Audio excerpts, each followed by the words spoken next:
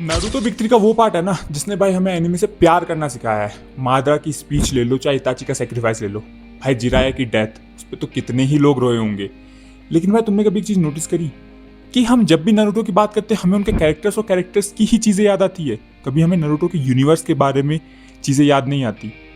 आज हम उसी बारे में बात करेंगे, नारुतो का सबसे बड़ा फ्लॉ, उसकी वर्ल्ड बिल्डिंग। जब हमने पहली बार नारुतो देखा था ना तो हमें क्या क्या चीजें प्रॉमिस की गई थी। एक ऐसी दुनिया जहां 5 ग्रेट नेशंस हैं, हर नेशन का एक अलग कल्चर है, हर विलेज का एक अलग कल्चर है, हर विलेज में ना जाने कितने क्लैन्स और हर क्लैन का एक अलग यूनिक जुत्सु है और एक खतरनाक पॉलिटिकल हिस्ट्री। लेकिन भाई जैसे जैसे स्टोरी आगे बढ़ती गई पूरी स्टोरी कुछ कैरेक्टर्स पे आके सिमट गई और मेनली तो उचिहा क्लैन पे आके ही सिमट गई। लेकिन भाई अगर मुझे नारुतो के वर्ल्ड को किसी दूसरे यूनिवर्स से पैरेलल ड्रॉ करना हो तो मैं करूंगा भाई अवतार द लास्ट एयरबेंडर से।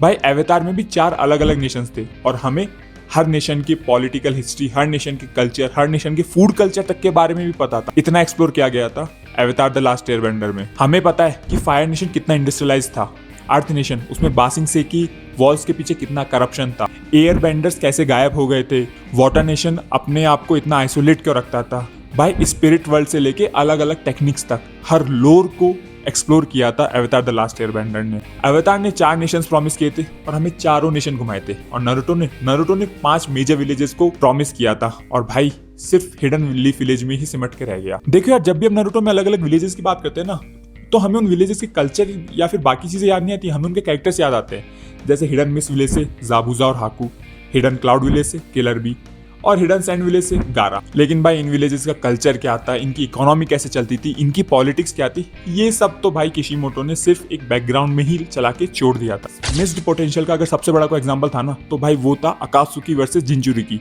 भाई अकात्सुकी 9 के 9 जिंचुरिकी पकड़ने निकले थे। भाई क्या ही हाइप डार्ट था ये। लेकिन 9 में से 5 जिंचुरीज को तो ऑफ स्क्रीन ही पकड़वा दिया गया, सिर्फ इसलिए क्योंकि अकात्सुकी का पावर लेवल को दिखाना था। और चलो बाकी विलेजेस को यार गोली मारो, लेकिन जो हिडन लीफ विलेज में भी कितने सारे क्लैन थे उनके बारे में भी नहीं बताया गया। भाई युवा क्लैन, कोनोहा विलेज का सबसे स्ट्रॉन्गेस्ट क्लैन बताया गया था युवा क्लैन को। आकिमिची, आबुरामी, इनुजुका, भाई कितने बड़े बड़े क्लैन्स थे, इनकी हिस्ट्री, इनकी टेक्निक्स, इन सबको तो एक्सप्लोर ही नहीं किया गया। और सबसे बड़ा सवाल, भाई हाशिरामा और टोबिरामा का क्लैन सेंजू क्लैन जो फाउंडर ऑफ लीफ विलेज था, भाई ये कहाँ गायब हो गया, ये कैसे गायब हो गया। भाई इतना पावरफुल क्लैन था, आखिर चला कहाँ गया, कुछ नहीं बताया गया। सिर्फ एक चीज बताएगी कि सुनाडे जो है वो सेंजू क्लैन की लास्ट मेंबर है। How does a founding clan just disappear in a thin air. और भाई वर्ल्ड बिल्डिंग की इस कमजोरी की वजह से आई थिंक एनिमी हिस्ट्री के सबसे बड़े प्लॉट होल्स पैदा हुए थे। पहला प्लॉट होल, हाशिरामा सेंजू की डेथ। भाई हाशिरामा को गॉड ऑफ शिनोबी कहा जाता था। भाई उसके पास में इनफाइनाइट चक्रा था, सेल्फ हीलिंग एबिलिटीज थी। भाई उसने अकेले ने मादरा और कुरामा को हराया था। लेकिन उसकी मौत कैसे हुई, बस बता दिया कि वॉर में मर गया।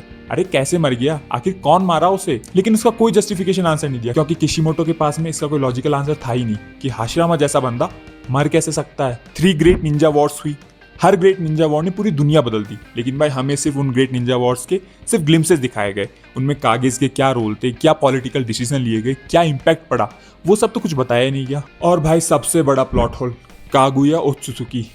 भाई ओडा कोई भी चीज को 500 से 600 चैप्टर पहले ही टीज कर देते हैं। इवन भाई अवतार द लास्ट एयरबेंडर में भी हमें पता था कि भाई विलन कौन है, किसके अगेंस्ट फाइनल बैटल होगी। लेकिन यहाँ पे भाई माद्रा को इतना ओवर पावर्ड विलन बना दिया कि उसे कोई हरा ही नहीं सकता। और फिर माद्रा को हराने के लिए एक जबरदस्ती एक एलियन गॉड को इंट्रोड्यूस किया गया, जिसका कोई पहले मेंशन ही नहीं था कि आखिर वो आई कहाँ से, क्या थी। अगर भाई पहले से कोई एलियन गॉड ऐसा कुछ एग्जिस्ट करता था या फिर इंद्रा और अशुरा वाली भी चीज थी तो स्टार्टिंग से लोर में आना चाहिए था ना। मतलब ये तो मुझे एकदम, जब मैं देख रहा था नारुतो तब भी मुझे लगा था कि भाई ये तो सिर्फ लास्ट मोमेंट पे कुछ भी ऐड कर दिया। आई मीन मैं खुद शॉक हो गया था यार उस टाइम पे। तो क्या इतनी कमियों के बाद इसका मतलब ये निकला कि भाई नारुतो एक बेकार एनीमे है? बिल्कुल गलत।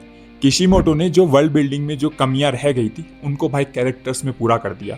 भाई इताची का सेक्रीफाइस, नारुतो सास्के की राइवलरी, माद्रा का ऑरा, भाई रॉकली और गाय सेंसे जैसे कैरेक्टर्स, ककाशी का डार्क पास्ट, पेन की फिलॉसफी, भाई ये सब वो चीजें थी ना जिसने नारुतो के कैरेक्टर्स को आइकॉनिक बना के रख दिया। किशिमोटो ने कैरेक्टर्स बनाए थे, वर्ल्ड नहीं। लेकिन भाई जब भी मैं सोचता हूँ ना कि काश किशिमोटो ने वन पीस या अवतार जितना वर्ल्ड बिल्डिंग पे ध्यान दिया होता तो भाई नारुतो सिर्फ एक आइकॉनिक एनिमे नहीं बल्कि एनिमे हिस्ट्री का one of the peak master class बन के रह जाता और भाई एक बेंचमार्क सेट हो जाता वर्ल्ड बिल्डिंग और कैरेक्टर्स के बीच में, क्योंकि कैरेक्टर्स तो भाई आज भी आइकॉनिक हैं, सिर्फ वर्ल्ड बिल्डिंग में ही तो मात खाता है। लेकिन भाई कुछ नारुतो के फैंस हैं जो इस कमी को भाई मानना ही नहीं चाहते। अरे भाई किसी की कमी मानने में इसका मतलब ये नहीं है कि हम उस एनीमे को ही डिग्रेड कर रहे हैं। तो भाई इसमें तुम्हारा क्या मानना है कि सही में नारुतो की वर्ल्ड बिल्डिंग खराब हुई थी या फिर मैं बस कुछ भी बोल दे रहा हूँ? अपने थॉट्स भाई कमेंट्स में डालते हो जाना और लाइक शेयर सब्सक्राइब कर देना।